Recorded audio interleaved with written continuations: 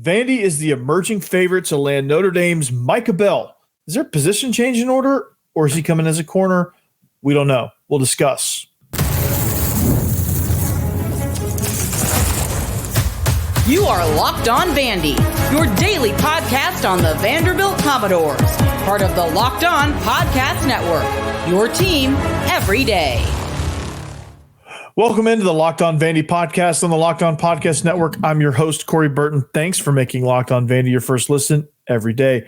We are free and available wherever you get your podcasts and on YouTube as a part of the Locked On Podcast Network, your team every day. Today's episode is brought to you by Gametime. Download the Gametime app, create an account, and use code LOCKEDONCollege for $20 off your first purchase. Terms apply. On today's episode, we will discuss Doors versus Vols at the Hawk. Mark Byington is getting another visitor this weekend, combo guard AJ Hoggard from Michigan State. But first, Clark Lea is on the verge of landing Notre Dame transfer Micah Bell. He played corner at Notre Dame. Is there a position change on the table? We'll see. All right. But the fact is, he's a former four-star recruit coming in after playing a little bit his freshman year, still has his red shirt intact. He's likely to commit soon. Is he considering a position change? Well, in high school, he did play a little running back, slot receiver, return specialist. And honestly, I think if you look at kind of what Vandy needs, they kind of need both, really. So everything's on the table, I think, for Micah Bell, and he's somebody that can come in as an athlete, maybe play both sides of the ball. I think that's something that could very well be in play here with this particular target, because he's a really good corner, plays really good man-to-man coverage, has good cornerback techniques, everything like that. He walks into a kind of a crowded cornerback room now with all the transfers they've gotten at that position. But then again, like, the receiver room is not exactly empty either. So it's going to be a matter of, like, where does he fit in? Is he considering running back, perhaps? Is he considering just being a weapon on both sides of the ball? Like, there's a lot of things at play. And honestly, my opinion on this is I believe that he could be kind of like Vandy's first just weapon, right? Just kind of like, okay, you're going to play both sides of the ball, kind of like what Charles Woodson did at Michigan. Not saying he's going to play to that caliber or win the Heisman by any stretch, but he's somebody that, it wouldn't shock me, a program like Vandy, if they get a playmaker that can do a lot of different things like Micah Bell can do.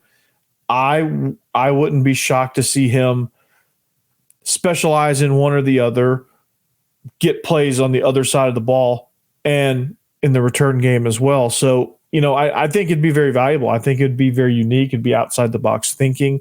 It would be something that I think he should consider and a way for him to contribute here, there, and everywhere. And so that would be good for recruiting, good for NIL, good for exposure to the program. I mean, there's a lot of benefits to what him being just an athlete or a weapon or just something. You could call him WMD, weapon of mass destruction, because he's going to take the SEC by storm, right? And he's somebody that I really like, watching his high school tape, watching a little bit of what he had at Notre Dame. I really like him as a DB. I think he's a really good corner. I think a lot of people covet him at that position. I think a lot of people wanted him at that position.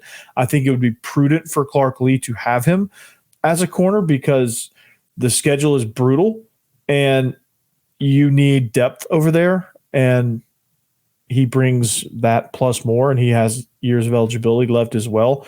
I think he's an asset to be able to be somebody you have to take seriously in the return game. I think that's an aspect that's overlooked. I don't know that there's a true return guy that Vandy has right now. I think there's some candidates I think Quincy Skinner's a candidate.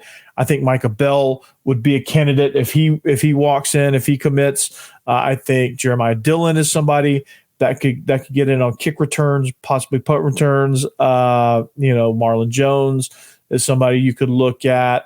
Just there's some options there as far as return specialists, but I think Micah Bell, with his shiftiness, his quickness, things like that, he would be the favorite to be a specialist. And I think that's somewhere where he can kind of separate himself as far as his contributions to this program. I think that's a difference he can make. So the impact of getting a guy like this for the program, I think goes also a long way too.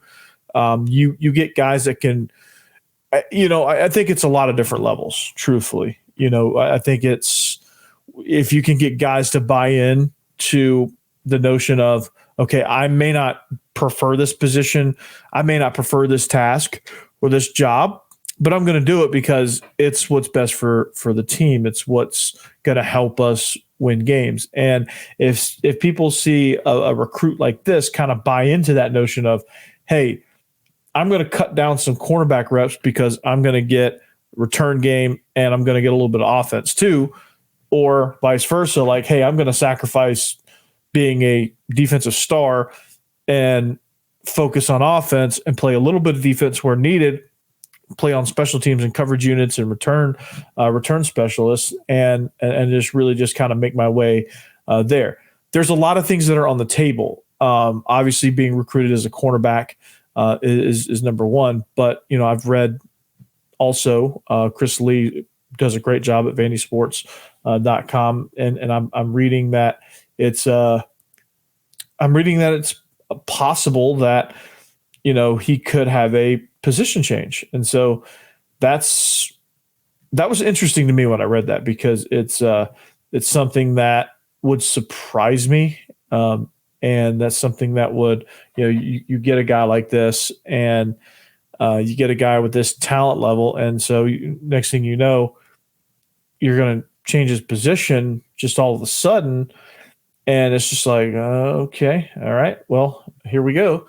Like, let's see how this works out. But like, again, Clark Lee's done some stuff. This recruiting cycle, this transfer portal season, ever since the season the 2-10 disaster ended. He's made a lot of changes. He's added a lot of people. They've bought into the notion of NIL. So when you look at it like that, you have to applaud, okay, he's trying to think outside the box here. He's trying to, he's doing the best that he absolutely can. Because if you're Vandy and you're 2-10 and not many people know that you're serious about NIL, you're not going to get the bites in the transfer portal that you think. But getting Corday Sindor, getting Nate Johnson has led to getting now bigger fish like Micah Bell, and then getting Micah Bell to possibly buy in, if that's true, possibly buy into playing as a receiver. I still think, and I still like him as a corner, but you never know at this point how he could contribute. I would be all in favor of him coming in and playing the Charles Woodson role. I would be all for that. And so you have to kind of, take everything with a grain of salt this year too, this time of year, because it is talking season. So there are some things that are floated out there that may or may not be true, or may be a little bit of fugazi, but you have to, I think if you're transferring and looking for new beginnings and looking for a way to contribute, especially this late in the portal season, if a coach asks you about a position change and, contributing in ways that you didn't think you could contribute, you kind of have to be open-minded too. So that's also something to consider. So I think this would be a tremendous get, regardless of what they do with him. You add him to the cornerback room, I think you immediately get better. You add him as a slot corner, with guarding slot receivers and playing return game and a little bit of offense. I think you're winning there. I think you whatever you decide to do with him, you're going to, because he's athletic, he's quick, he's explosive, he can make a difference. So I think whatever you decide, you're going to benefit. And so you just got to kind of figure out. I think the goal is just to kind of figure out how you want to. I think the goal is how do you want to go? How do you want to do this? How do you want to? How do you want him to contribute? And you just kind of go from there. And so it's very interesting to kind of see. Keep your eyes peeled for this. He could commit at any minute. So don't be surprised if in the fall you hear Micah Bell lining up in the slot next to Quincy Skinner. Don't be surprised if you see him guarding somebody's number one or somebody's slot receiver. And don't be surprised, especially if you hear back deep to receive this punt, number 11, Micah Bell. Don't be surprised if you hear that too. So very, very interesting portal target. Can play a lot of different roles, can do a lot of different things. So Vandy kind of seems, I think, between football, basketball, and maybe even baseball, Vandy likes to consider versatility with potential. That's a those are big traits there for portal targets. And Mark Byington is obviously also buying into that. He's they're hosting combo guard from Michigan State, AJ Hoggard, on a visit this weekend. We'll go more detail about that and what he would possibly bring to the table if he were to sign on to play for Vandy in the sport of basketball. But we'll talk about that. We'll go into more detail about that next. All right, this episode is brought to you by Gametime. Have you ever had a frustrating ticket buying experience? How cool it'd be to attend an NBA game, especially a playoff game, especially the Minnesota Timberwolves. That would be an exciting team to see. Gametime is an authorized ticket marketplace of the NBA, which makes getting playoff tickets even faster and easier. Prices on the Gametime app actually go down the closer it gets to tip-off. With killer last-minute deals, all-in prices, views from your seat, and their lowest price guarantee, Gametime takes the guesswork out of buying NBA tickets. So here's some of the features when you're looking at these games, okay? This is what you should look for, okay? My favorite thing is the views from the seats. Also the flash deals and the zone deals. I think those are all great. The last-minute deals where you save up to 60% off buying last-minute tickets for sports, concerts, and comedy and theater is outstanding. Flash deals, you save even more with exclusive in-app deals. Zone deals, you choose the section. Gametime chooses the seats at a discounted rate. All-in pricing, if you toggle this feature on, it shows you the total up front, so there's no more surprise fees. What you see is what you get. Panoramic view from your seat in the app before you buy. That's the coolest part about Gametime. You see your seat and you look at the view and you're like, okay, I like this view, or okay, I don't like this view. Let me choose another section. You got to love that. They have the lowest price guarantee, or Gametime will credit you 110% of the difference. And your purchase is always covered with the most flexible customer service policy in the ticketing industry. So all of those things make Gametime a great app and the number one place you should go when you're buying not only NBA tickets, but tickets to any event in your area. So here's what you want to do. Take the guesswork out of buying NBA tickets with Gametime. Download the Gametime app, create an account, and use code LOCKEDONCollege for $20 off your first purchase. Terms apply. Again, create an account and redeem code LOCKEDONCOLLEGE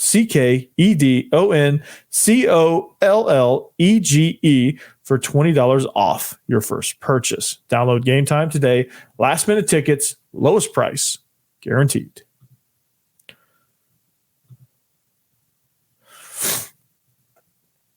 Are you watching Fox Sports or ESPN and are you tired of all that shouting?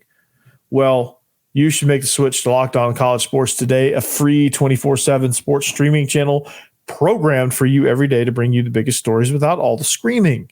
Locked On Sports Today brings you can't-miss analysis, opinions, and news streaming 24/7 on YouTube or the free Amazon Fire TV Channels app, part of the Locked On Podcast Network, your team every day. So we talked portal targets and versatility and athleticism and physicality and all that good stuff. Just explosiveness and open-mindedness, things like that. We talked about being versatile. That's the main thing, right? So speaking of being versatile, we switch over to the sport of basketball now. Mark Byington's trying to round out his class, trying to round out his roster. Michigan State combo guard AJ Hoggard is visiting this weekend. I think if you're looking for another guard, I want to say Mark Byington has 2 more spots to fill with and obviously Hoggard and a combination of Rees or Kajani Wright would be an outstanding haul because you look at Michigan State guard AJ Hoggard, what he brings to the table. The term combo guard usually means this. Usually means that they do a lot of different things very well, right? A combo guard is usually somebody who's a great distributor, a great shooter, a great slasher, just kind of like somebody that can kind of do everything, right? And do everything fairly exceptionally as well. So you got to love this possible addition here because one of the things that's needed within this offense, the key I mentioned earlier, this is going to turn into a vocabulary word and maybe even a drinking game. Every time you hear the word versatile or versatility tonight, take a sip of what you're drinking. No, but that's important. Right? That's important in this offense. You have to be able to be multifaceted. You have to be able to do different things because there's going to be a lot of possessions where you are driving to the rim. There's going to be a lot of possessions where if you're successful driving to the rim, you're going to get stopped in the paint and you're going to have to dish it. Well, if the defense collapses on you, somebody's open. So you've got to have eyes to go see that. Okay, you've got to be good at the line because you're going to get fouled, and you got to be good from 3-point land, not just rely on Alex Hemingway as the sharpshooter. You have to take on that role a little bit yourself. And AJ Hoggard has all of that covered. He is the true essence of a combo guard. Okay, and watching him in the NCAA tournament, I didn't know he was going to be a target at this point, but I watched him against Kansas State dropping 25 points. Kansas State had no answer for this guy. I mean, this guy's big. He's a presence, and he understands. And what I really like about him is that it seems like he knows what he wants to do with the ball as soon as he gets it, right? It seems like he always has a plan, whether it's driving to the basket, whether he knows how, someone's cutting, he sees openings happen, and he's very decisive, very explosive to get there. And he does a lot of different things very, very well. But the most important thing he does is he runs the floor. He runs the floor very, very well.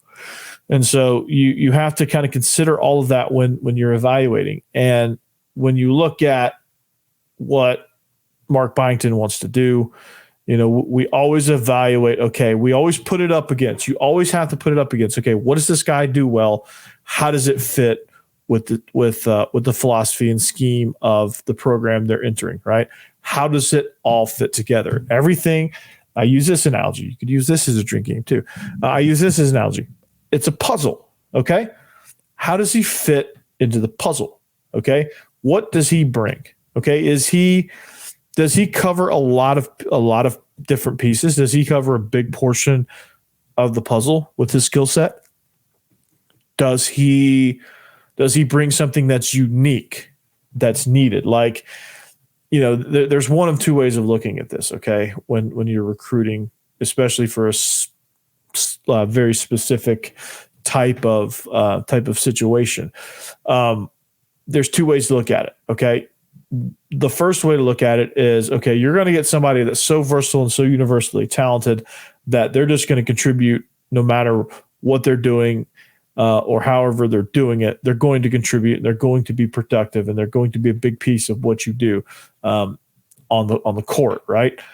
And the other way to look at it, right, that's the more universally, hey, this guy does everything well. He's good in transition. He's good behind the 3-point arc. He can drive. He's decisive. He can pass. All that good stuff, right? And then there's the other angle of, okay, well, what does this guy bring to the table? Well, he's not exceptionally well in anything else, but the guy is near 50% from behind the 3-point arc.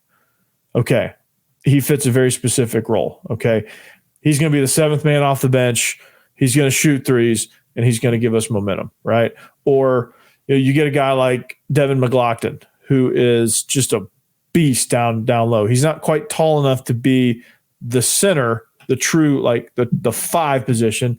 But he's somebody that's going to be tough around the rim. His style. Okay. I emphasize the word style, okay, because what I'm about to say next is all of you are going to hit the floor, okay, and I'm going to get all your attention here. But his style, Devin McLaughlin style, you hear me? Style is that of Charles Barkley. He's a slashing power forward, great at rebounding, good around the rim, dunks, finishes, tough, just physical, in your face, right? Now, Barkley's one of the top 50 NBA players of all time. So, like, I'm not comparing him to Barkley as far as, like, the caliber of player that he is, because that's very lofty, and that would be very irresponsible to put that on Devin McLaughlin. But I think he plays stylistically a lot like Barkley does with being tough around the rim, being kind of like a center type role, but undersized in that, and just playing well beyond his height and ability. So that's something that needs to be kind of considered as you watch. Like you'll be like, oh, that reminds me of Barkley a little bit. And I hope, and Vandy fans hope, that he plays to the caliber of Barkley, because if he does, Vandy will be in the tournament, guaranteed. So it's just all about finding roles and fitting specific needs. So if you fit a specific need, or you're universally good, those are the 2 ways that you evaluate. Either you're gonna put together a team of just specific puzzle pieces that fit nicely together in unison, and you get harmony that way. And when you get harmony that way, you start winning. All right. Or you're going to get a talented piece to kind of go with all your role players, to kind of filter everything through, and then the role players play their roles. That's also another way of looking at it. And I think AJ Hoggard brings that element of, okay, all the role guys, all like okay, you're the distributor, you're the rebounder, bully, kind of bull in the china shop, finish, dunking on people type role. You're also that. McLaughlin and Carey are kind of like the Bash brothers down in the paint. You've got Nickel as your wing guy. You've got Hemingway out coming off the bench, and you've got Grant Huffman, and all the guys, all the little guards that you've gotten out of the portal to bring the ball up, distribute, drive every once in a while, just kind of take over. You've got different things covered.